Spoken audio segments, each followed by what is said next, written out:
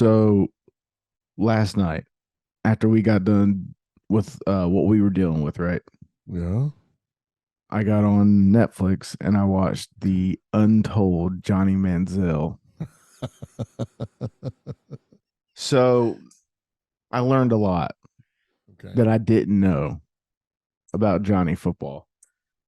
Okay. So There's got to be a who better list. to ask than an Aggie donor himself? Okay. So the first thing I learned was I did not realize that Johnny's freshman year was y'all's first year in the SEC. Yes. I thought y'all always been there. Y'all were in the what, Big 12? Yeah, we're in the Big 12. Before I, that, it was called the Southwest Conference. UT screwed up the Southwest Conference, and now they're screwing up the Big 12. But yeah, there was yeah, Southwest Conference and Big 12. I didn't know that. I didn't know. So Johnny Manziel is an interesting character. And when you Car- watch that, and you know this probably already, but watching the Netflix documentary, it makes sense why he didn't make it in the NFL. He he accidentally became the best college football player in the world his freshman year. I don't think he did it on purpose.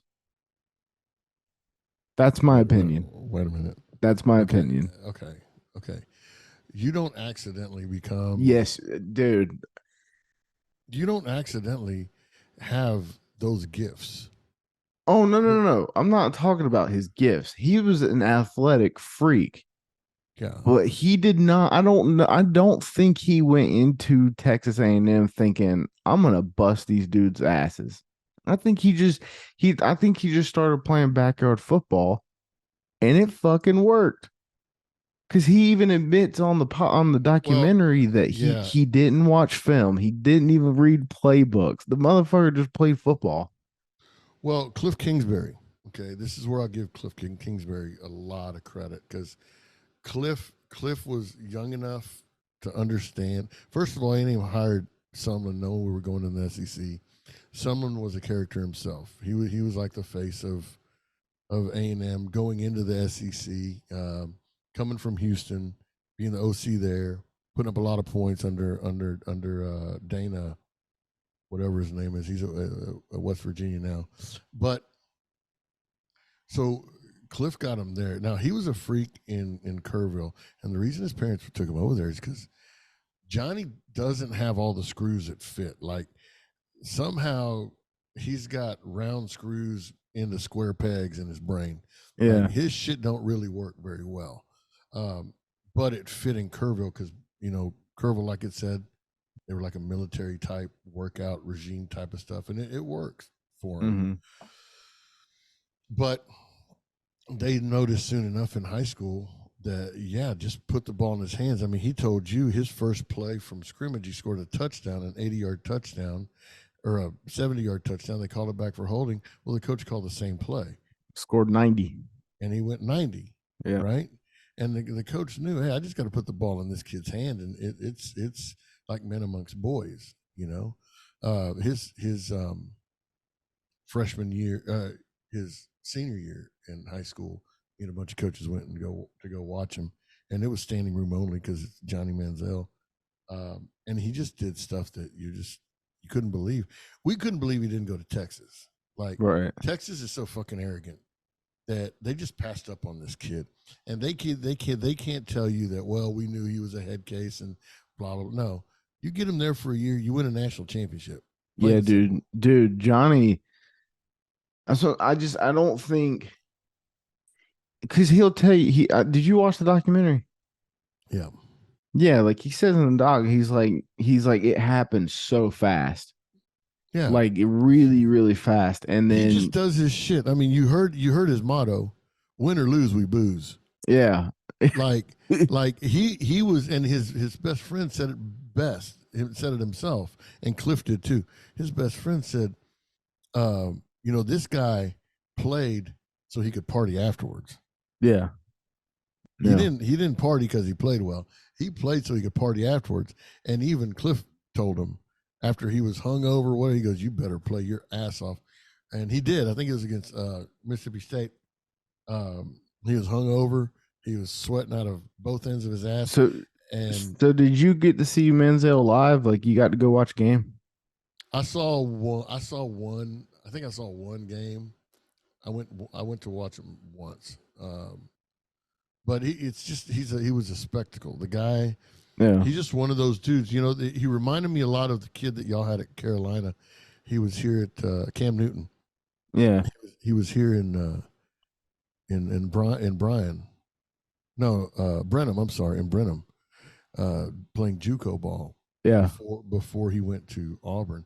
It's the same thing. I mean, you watch film on that kid, and I remember we went to watch Cam also play because we couldn't believe it. And me and two or three other coaches went over there on a Saturday afternoon.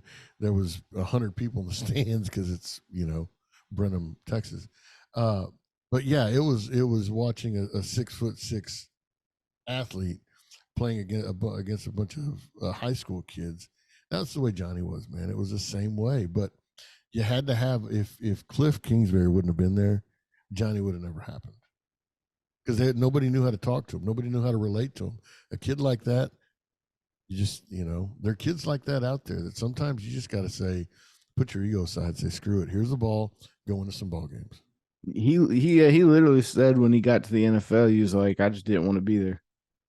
He was like, I just Yeah, because it was a business. yeah, like it was a job then. Like when he got there, he was having the fucking time of his life at A&M. Yeah, well, yeah, And because you don't have to go to school. They couldn't. He couldn't go to a classroom, yeah, so he had to take all his classes online. Well, that's not good for a kid like Johnny. He's bipolar, and they probably tested him for 100 other things. There's a lot of stuff wrong with the kid. I saw him on was it Bob Does Sports? I think a 3-man scramble, and they were playing because he lives in Scottsdale, Arizona. There's a yeah. lot of golf courses over there, and yeah, it was the first hole. They all teed off, and they've got a camera on the golf cart, and him and Bob are driving, and you see him open up a beer and then take his weed pen out, and he starts smoking the pen and drinking beer. 8 o'clock in the morning. I mean, that's all he does now. Is he plays golf and he's on YouTube, and um, he's just I'm one glad of he kind those of got guys. right, but it's kind of weird though. Like you look at him, you're like, he ain't that crazy. Nah, that motherfucker's crazy. Oh yeah, Yeah. yeah, he's absolutely not. Well, dude, the apple don't fall far from the tree. His dad. They were interviewing his dad. His dad's about as dumb as my left shoe. I mean, that's And then his sister, his mom and sister felt sorry for him after he signed an $8.5 million deal to go to Cleveland. Oh, he's not having fun anymore. Our poor Johnny, he hates it. What is there to hate about $8.5 million, you idiots? I mean, I that's remember when. his one of his final games of his career there, he played us. And I think he got pulled. No, he didn't get pulled, but he just played like shit. Like the dude was not good No, at the next level at all. no. Um, Well, he wouldn't have been good at A&M if I'm telling you, if it weren't for Cliff Kingsbury, just I'll take your I guarantee you, him and Sumlin, the head coach at A&M, I guarantee you, Johnny and Sumlin didn't have 3 or 4 conversations the whole time he was there. Sumlin just said, "I can't control the kid, Cliff. That's your project. I promise you." I'll And take that's your why word for that. Cliff and what's that kid that you love so much, the quarterback? Patty Mahomes. No, Yeah, Patrick Mahomes. no, fool, the quarterback at Arizona. Oh, Kyler. Yeah, him and Kyler I don't have that. fucking love Kyler. Him and Kyler Murray have that. I mean, you see them arguing like brothers on the sideline. Yeah. Cliff's got that. I mean, he's a good coach. I give him shit, but um, yeah, that I Johnny. think we'll see Cliff, he's out of the NFL now, but I think it would do Cliff some good to go back to coaching in college, in my opinion. Well, we say it all the time, or coaches say it all the time. Stay in your lane. Yeah. Um, I always thought about being a head football coach at a high school, but I really loved just being a defensive coordinator. being Yeah. the assistant, being just running my own shit, doing. Some guys just they need to stay in their, they just need to stay in their lane. Uh, like Sumlin would have been good staying in a Conference USA type of thing. Some of these coaches don't need to jump from, the high school ranks here at Lake Travis High School and become a offensive coordinator or a head coach at wherever Clemson or it just doesn't work. It just sometimes that doesn't work. But I'm glad you brought up that Manziel documentary Yeah. because we were talking the other day or last night, as a matter of fact. Um, Other than watching TV shows, I watch podcasts now. Yeah. And other than watching movies, I love watching documentaries. Yep. And and for me, the reason is you get to see people like who they really are. Like, Yeah. you know what I mean? Which is Like why I love the Johnny Manziel one so much. yeah. I didn't know So, nothing about him. well, dude, okay, let's take it further. Johnny Manziel, number one. And so you kind of get an inclination, and you come to my work where everybody's a UT fan. They still hate him, and he's such a loser, and Yeah. they whatever they can eat a bag, but you get to know these kids. I've got a huge amount of respect for Patty Mahomes after watching that quarterback. I need to watch that. I still haven't watched it. I'll tell you what, Patty Mahomes is in a completely different light for me now. I gave him shit all last season, remember? Yep. But I didn't know the kid worked as hard as he did and does what he does and how he does it. So much respect for that guy. Along with Steph Curry. Yep. Steph Curry is one of those. I saw his thing on somewhere else, but I think on Apple TV or something. But they're just different. They're built different, and his is the Steph Curry thing is like a David Goliath type of thing, the small kid nobody wanted, and then this coach from Drake or wherever he's from, said come on, and Davidson, yeah, and they went on this run in March Madness, and everything he does and how he works and how he prepares, that's something that we all fell in love with like Michael Jordan, Jerry Rice, Kobe, the way those guys work. And now watching Mahomes, Steph Curry, and even the Jake Paul story. You need to I haven't watched that one yet. Dude, you need to quit napping during the day and watch these things, because I'll tell you what, Jake Paul, what he's doing, people hate him. But dude, he's bringing an entire sport back to life. He puts the work in. By himself, they're bringing a sport back to life. Kind of like what Rogan did for podcasts during the COVID thing. It's just, I just love watching those things. Before you finish that thought, and you don't even necessarily have to comment when I say this because I know it's going to come. I can't wait for the day the LeBron documentary comes out. Yeah, me too. Because yeah. I think old heads will then finally, they'll get a peek behind the scenes of like the work that he does put in. And I think it'll be a newfound light. I hope you're right, because I cannot stand that guy. I can't stand him as a basketball player, a human being. I cringe when he does interviews. It's all about him. It's his world.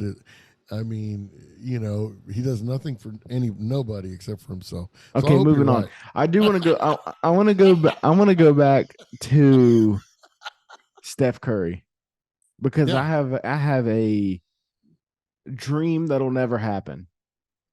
I want Steph to come home and play in Charlotte. Oh wow! Like one season, just like, or two, because they're in his last contract negotiations. There was a little bit of a swirl about it, and I was like, dude, come on. Because there's no reason to cheer for the Charlotte Hornets at all. Right. They're trash. Even with the LaMelo Ball, they're trash. But yeah, that's a long lost dream that'll never happen. Yeah. The funny thing though, even if they're trash, they're your team. Yeah, they are. I mean, it's just it. I get crap all the time about A&M, right? Yeah. 7-5, you'll never be better. Y'all suck. You're Texas is little brother and blah blah blah. Okay, that's fine. That's still my team. Yeah. They can piss me off. I can go to a game. I mean, I'll never leave at halftime, but I'll go to the game and I'll be sick to my stomach. But they're still my team. Yeah. You know, you still root for it. But yeah, I get it, man. Have that dude come back for at least a year. You know, buy his jersey. Um, you know, just get to watch him. It'd be Dude, so fucking cool. He's a special human being. Mm-hmm. He really is a special human being. And Patty Mahomes the same way, dude. I mean, I a whole new. So he's another one that I've already told myself, if Kansas City comes to Charlotte, I've got to figure out a way to go and watch in person. Yeah. I would like to see Mahomes play live. Yeah. Well, those are the kind of guys that you want to get there a couple hours early and watch them warm up and watch them, you know, go out there and throw the ball around and see their process to get ready for a football game or a basketball, whatever sport it is. But so what other documentaries, movies you've been watching? Well, no, I'm just all about these. I'm going to start watching Hard Knocks, the Jets, because I'm a big Aaron Rodgers fan. I just think that's another one. Yeah. You know, he makes the Jets better just by being there. He's a good guy. Yeah, he smokes weed. Who cares? 90% of America does. But he's got so much knowledge. He's going to make that Wilson kid a great quarterback. Yeah, he's going to do for Wilson what I think Joe Montana did for Steve Young. I think it's the same way, guys. If y'all are listening, I know we're talking a lot of sports, but it just happens like this. I hope you stick with it. Anyway, yeah, I you know, those are the kind of docs I'm watching. That, and then when me and my wife get together, so they found we like to watch like ancient civilizations and archaeological stuff, and they found these scrolls, 1,000-year-old scrolls or something in Egypt. And they're pristine and could change the way we look at that culture, like how much it's changed and stuff. So we watch stuff like that. Like I love watching stuff about the pyramids, archaeological stuff, extraterrestrials. You got me into that crap. You know, just things like that. You know, that's what we watch when we're together. As far as you like history? Man, well, I never did, but now I kind of do. But it's like history that we don't know about. Like I don't want to know about, you know, Hitler. I don't give a shit about World War II and all that stuff. I want to know if you're finding stuff from there and what it says and what it means, stuff like that. So you haven't been to see Oppenheimer yet? No, I don't even know what that is. Oppenheimer used to be a street right next door to my street where I was growing up. Is Oppenheimer Street. It's about the creation of the first atomic bomb. Oh, really? It's about the theoretical physicist that made the bomb, and Johnny Nolan. And the Manhattan Project. And, okay. And that it's awesome. I saw this clip the other day. I don't know where it was. I think it was a commercial or something, and it said, no, it was a movie I watched. I watched a movie, something about the river, Scary River or something, which is a great movie, by the way. But the kid it was the 70s, and he was in a little military high school, and they had a drill, and they said, okay, everybody under your desk, because of atomic bomb, nuclear bombs and stuff. And the kid's like, why are we getting under the desk? You know, if a bomb does go off, being under a desk ain't gonna freaking help us. No, at all. You're fucking dead. Yeah, I thought it was hilarious. It's just that it was, to me, it's just funny the way schools and government and stuff just try to brainwash you as a child. But that's like I remember going back to like tornado drills. They make you go to the hallway and get on, and it's like, why? If a tornado hits this bitch dead on, you are fucking dead. Like, either that or you're flying. Yeah. Dude, the other thing are podcasts, man. I love podcasts. I mean, you know me, you know, we have that other podcast, and we talk about conspiracy theories and government and, you know, the way and Hollywood and everything, how it goes wrong. But I love listening to these, and you know this Smartless podcast with Jason Bateman and Will Arnett and Sean. I forget. He plays it. Well, he is gay. He plays a gay dude on Will and Grace. Hilarious, Sean something or other.